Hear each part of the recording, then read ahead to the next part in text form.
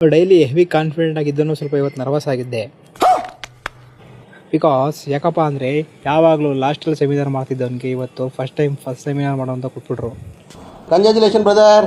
ನಿನ್ನೆ ಒಂದು 2 ಸರಿ ಪ್ರಾಕ್ಟೀಸ್ ಮಾಡಿದ್ದೆ. ಸೊ ಇವಾಗಲೂ ಒಂದ್ಸಲ ರಿವಿಷನ್ ಮಾಡೋಣ ಅಂತ ಕೂತ್ಕೊಂಡು ರಿವಿಷನ್ ಮಾಡ್ತಿದ್ದೆ.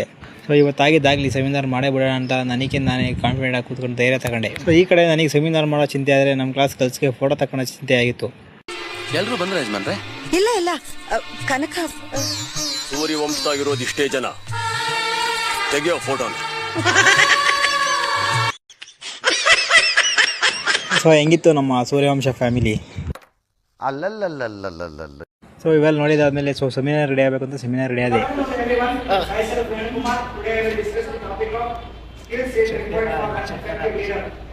ಸೊ ಹಂಗೋ ಹಿಂಗೋ ಮಾಡಿ ಸೆಮಿನಾರ್ ಮುಗಿಸ್ಬಿಟ್ಟು ಕ್ಲಾಸ್ ಮುಗಿಸ್ಕೊಂಡು ಮನೆ ಕಡೆಗೆ ಹೊರಟೆ.